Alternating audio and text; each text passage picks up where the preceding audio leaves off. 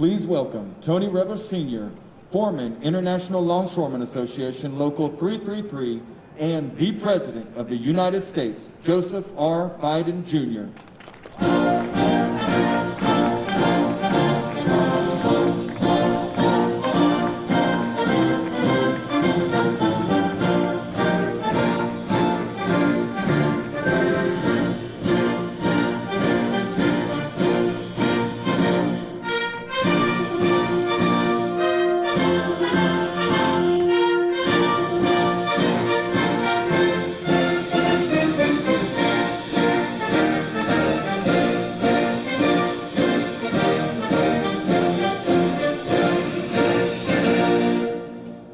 Good afternoon.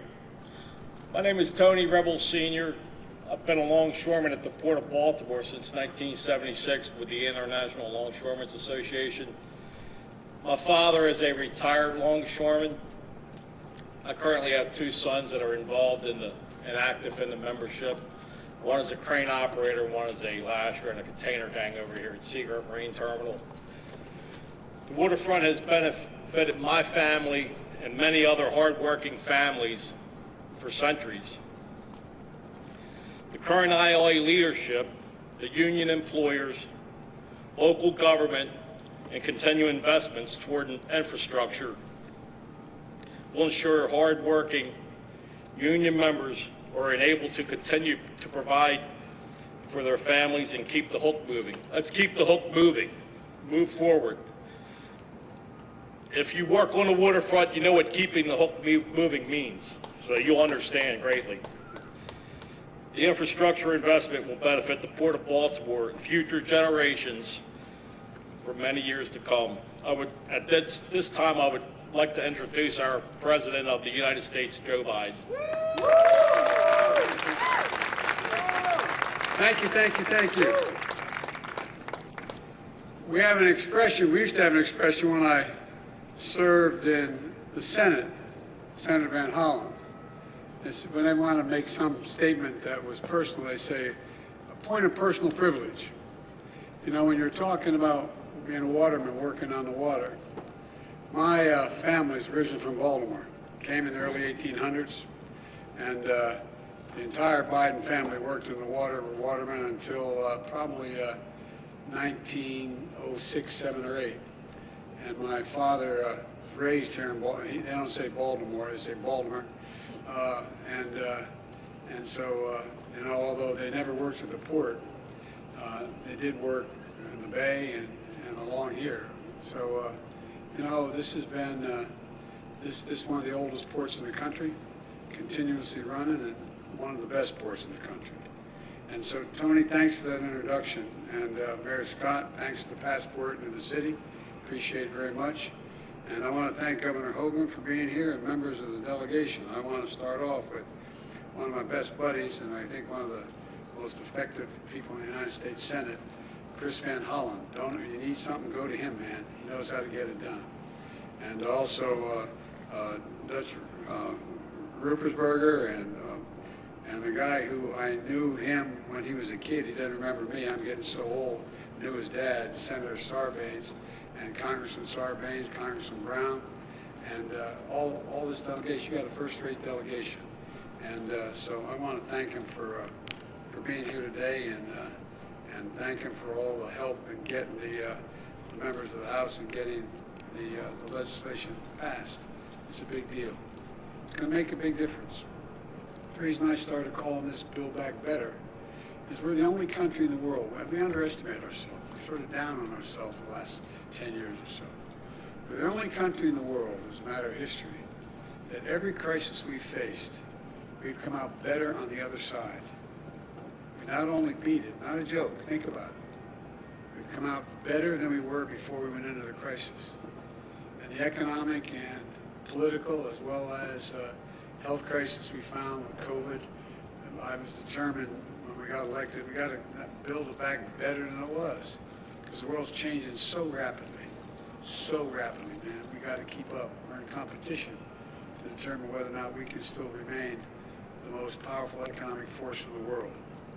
And today I'm here to talk about one of the most pressing economic concerns of the American people, and it's real. and that is getting prices down, number one. Number two, making sure our stores are fully stocked. And number three, getting a lot of people back to work while tracking and tackling these two above challenges I mentioned. Today's economic report showing unemployment continued to fall, but consumer prices remain too high. Tell us, the American people, in the midst of this economic crisis, the recovery is showing strong results, but not to them. They're still looking out there. Everything from a gallon of gas to a loaf of bread costs more, and it's worrisome, even though wages are going up. We still face challenges, and we have to tackle them. We have to tackle them head on. And on the good side, we're seeing the highest growth rate in decades, the fastest decrease in unemployment at this point ever since 1950. Jobs are up, wages are up, values are up, and savings are up. But we got problems too. Many people remain unsettled about the economy, and we all know why. They see higher prices. They go to the store online, and they can't, or they go to the store or go online, and they can't find what they always want and when they want it. And we're tracking these issues and trying to figure out how to tackle them head on. My administration, with the help of the folks on my left over here, has a plan to finish the job of getting us back to normal from the pandemic and having a stronger economy than we ever had before. Let me explain the part that the ports play, why they're so critically important. It starts with a piece of good news. Infrastructure Week has finally arrived. How many times you hear over the last 5 years, Infrastructure Week is coming? Yeah, Anyway, last week we took a monumental step forward as a nation. And we did something long overdue, long talked about in Washington, but almost never actually done. The House of Representatives passed my bipartisan infrastructure bill.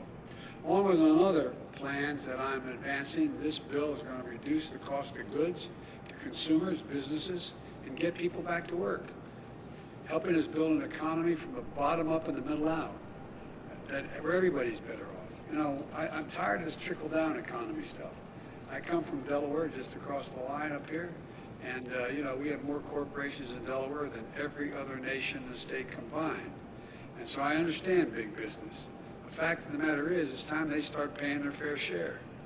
The fact is, you have 55 corporations last year that in fact made $40 billion, didn't pay a single penny in taxes. Nobody's gonna pay more. If you make less than 400 grand, you're not gonna pay anything more in taxes at all, period. Guaranteed, including gasoline tax, not gonna additional from a federal government standpoint. And so look, this is a once-in-a-generation investment to create good paying jobs, modernize infrastructure, turn the climate crisis into an opportunity. When I talk climate to other world leaders, I say, think one thing. We're dealing with climate, think jobs, good jobs, because that's how you beat the climate crisis. Put us on a path to win the economic competition of the 21st century. We face with China and the rest of the world. China's outspending us on research and development. China is outspending how these other countries are as well. And here's what I'm going to do. I'm going to create good paying union jobs, not good job, not $12 an hour, not $15 an hour, $45 an hour and up with good benefits. So you can raise the family on and build the middle class out. And jobs that cannot be outsourced. You can't outsource these jobs. And I'm going to transform our transportation system with the most significant investment in passenger rail in the past 50 years. In roads and bridges, the most significant investment in 70 years.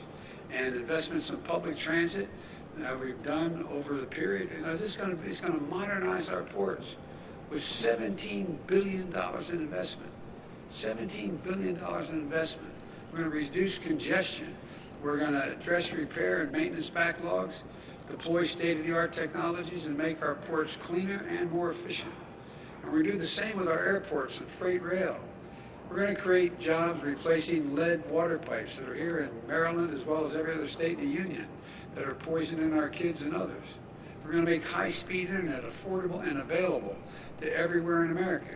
Those of you who have kids in school, when we've been going this hybrid thing, some in class, some out of class, how many times, if you don't live in an area where you have high-speed internet you can afford, how many times you've driven your kids to the parking lot of McDonald's and sat there going off the McDonald's internet so you could hear No, I'm not joking. Think of this, United States of America, for God's sake. So folks, we're going to build the first ever national network of electric vehicle charging stations all across the country. IBW is going to put in 500,000 charging stations across the country. And guess what? That's in the Recovery Act. That's in the Build Back Better bill, which is not going to raise taxes 1 single cent. It's totally paid for by making taxes work for people who make over 400 grand and just do their fair share. I'm a capitalist, man. You should be able to be a millionaire or billionaire if you can, but pay your fair share. Pay something along the line. I'm going to get America off the sidelines on manufacturing. Manufacturing of solar panels, wind turbines, batteries to store energy and power the electric vehicles, from school buses to automobiles. We're also going to make historic investments in environmental cleanup and remediation, rebuilding resilience against superstorms and droughts and wildfires and hurricanes. I traveled all over the country this year. You know, there's literally $99 billion in losses because of storms this year. $99 billion. You ever think you'd hear somebody stand up and say the Colorado River is being drained? You ever think you'd go out, more wildfires in the West than the entire, and lost, land lost, homes lost, to burn to the ground. I've flown over in Marine One, than the entire state of New Jersey, from the Cape all the way to New York. That's how much we've lost in America. So far. According to economic experts, this bill is going to ease inflationary pressures, lowering the cost of working families. 17 Nobel laureates in economics wrote a letter to me about 10 days ago saying this is going to bring inflation down, not up. But best of all, the vast majority of these jobs we're going to create don't require a college degree. Don't require it. This is the ultimate blue-collar blueprint to rebuild America. I'm not waiting to sign a bill to start improving the flow of goods from ships to shelves. Yesterday, I announced a port plan of action.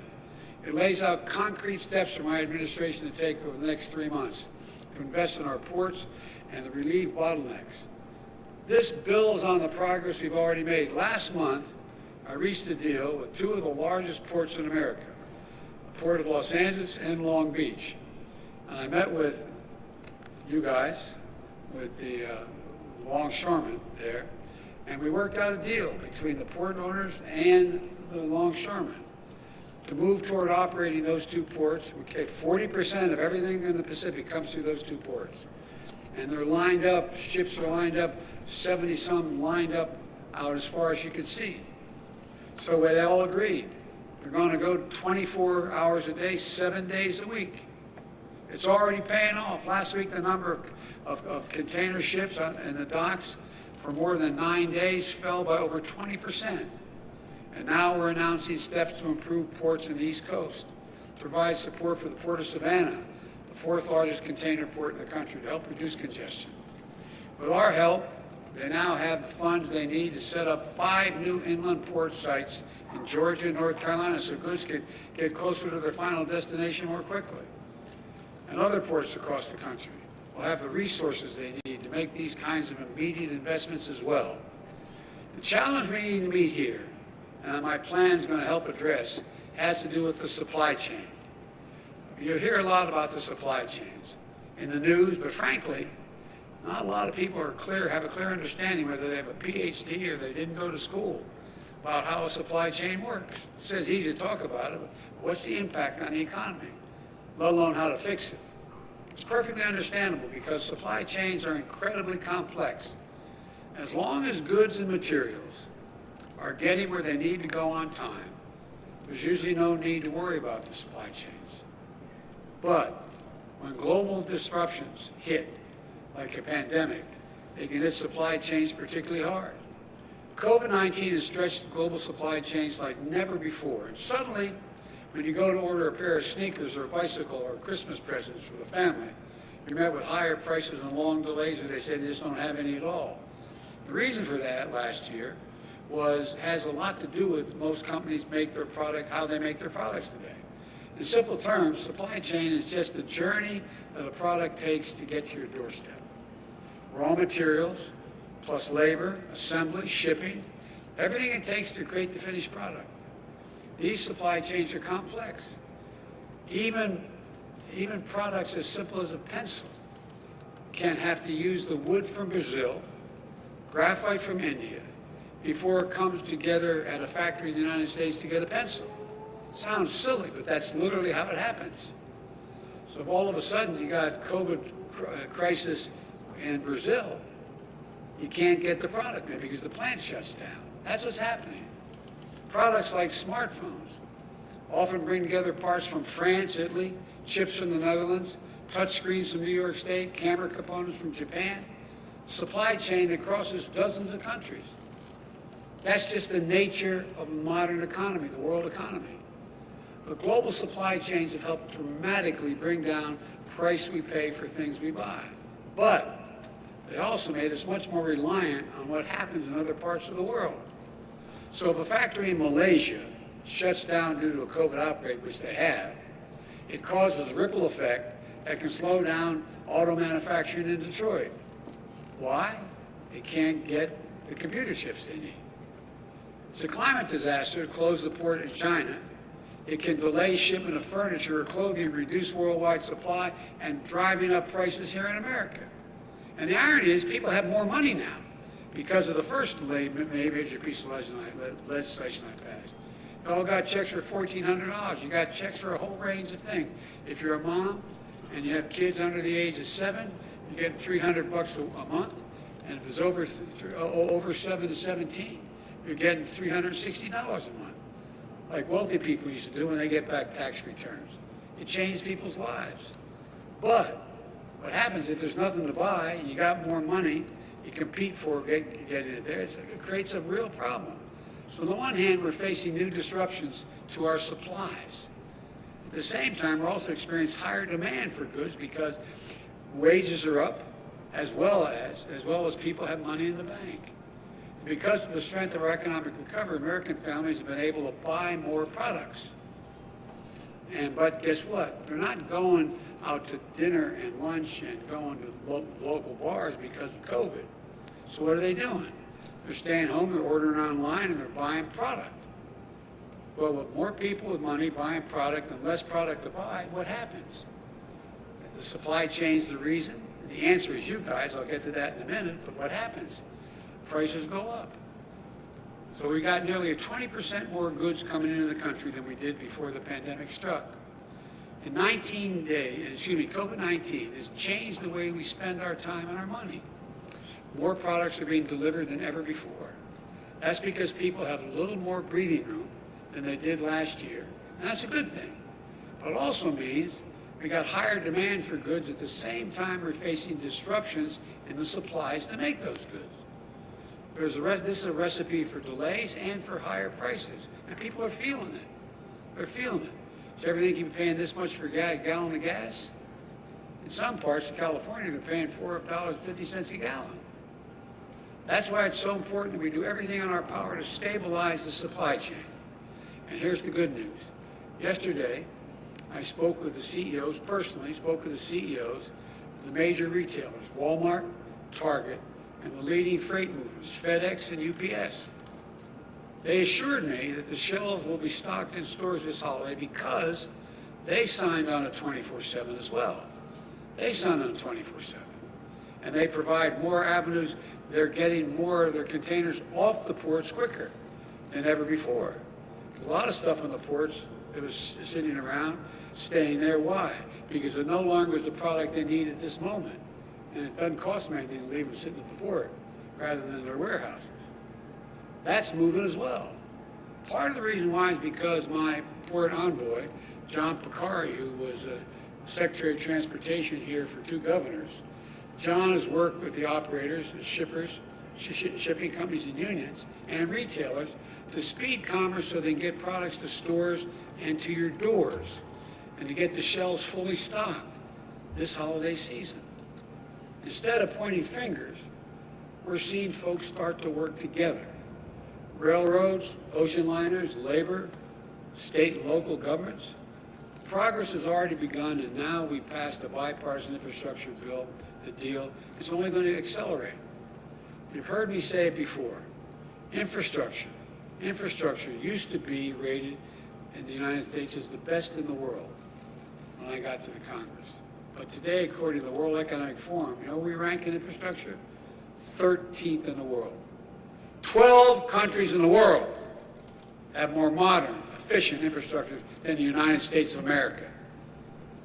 By investing in our roads, our bridges, our ports, and so much else, this bill is going to make it easy for companies to get goods to market more quickly. Here in Baltimore, you've got a port that's older than America itself, and it's been operating for 315 years.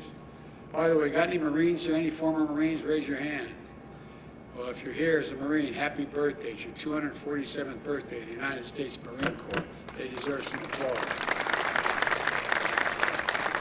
Look, this port is connected to the nation's oldest rail line, the B&O Railroad, which in turn relies on the tunnels that are about 126 years old, those tunnels, okay?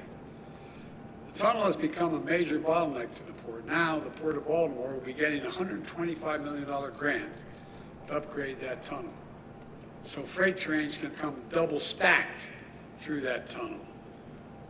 Double stacked with these cars, with containers on top. Twice as much. They move out a hell of a lot more quickly if they're imports going out, but if they're exports going across the ocean. That means in addition to more good jobs being filled, more products on shelves, delivery faster and lower prices, it's about taking a long-term view of our economy to deliver lower cost, more jobs, and ensure our shelves are stocked with product. The longer-term view means building greater resilience to withstand both the shocks and disruptions that we can anticipate as the world continues to change. Pandemics, weather extremes, cyber attacks, whatever else comes our way, and they're all going to come our way. You know it. We need to be ready. We need companies throughout the supply chain to create and support good-paying jobs for people that they can grow in, build skills in, join a union, make a decent living. That's when disruption hits. So when disruption hits, companies can quickly adapt because they're invested in their workers, their skills, their training, and a strong foundation of what I always think unions in my family, I think of dignity and respect. That's what it's about, dignity and respect. Taking a longer-term view also means making Buy American, not just a promise, but an ironclad reality. When I got elected, I said, I get to spend, quote unquote, $600 billion a year money, making everything from aircraft carriers to balloons. But guess what? So much of it has been going out and getting foreign contractors to do it. Well, this administration has been doing, we set a new rules to strengthen our domestic supply chains with new Made in America office within the White House. Never again should our country be left unable to produce critical goods because we don't have access to the materials we need. Never again should we have to rely on one company or one country, particularly when a country doesn't share our values. I've said it before, we're in a competition for the 21st century. Who's going to own it? America still has the most productive workers in the world and the most innovative minds in the world. That's not hyperbole, that's a fact. But other countries are closing in. We risk losing our edge if we don't step up now. This bipartisan infrastructure bill is a major step forward. It represents the biggest investment in ports in American history. And for American families, it means products moving faster and less expensively from factory floor through the supply chain to your home. The bottom line is this. With the bill we passed last week and the steps we're taking to reduce bottlenecks at home and abroad, we're set to make significant progress. We're already in the midst of historic economic recovery. And thanks to those steps we're taking, very soon we're going to see the supply chain start catching up with demand. So, not only will we see more record-breaking job growth, we'll see lower prices, faster deliveries as well. This work is going to be critical as we implement the infrastructure bill, and as we continue to build the economy from the bottom up and the middle out by passing the Build Back Better plan. We need to unlock the full might and dynamism of our economy, guys, and of our people. I really mean it. And with this plan, we've set in motion what's exactly what we're going to do. We're going to build a better America, not a joke. We're going to lead the world again, not a joke. We're going to be in a position where we once again own the 21st century. Because when we own it, everybody does better. Everybody, not only America, but around the world. Sorry it takes so long, the sun's down. You don't have any sweater on, you're going to freeze. I'm going to stop talking. A man with as little hair as mine just took his hat off. I put it back on. You're going to get cold if I don't get stuff down. But look, all kidding aside, I want to particularly thank the longshoremen. You guys, as an old expression up in Claymont, Delaware, I was from, you all brought me to the dance, man. You stuck with me from the first time I ran. And you've stepped up every time you've been asked. Every time you've been asked. And I want to personally thank you while I'm standing in front of you. God bless you all, and God bless all the workers to keep our economy going. And may God protect our troops. Thank you so very much. Thank you.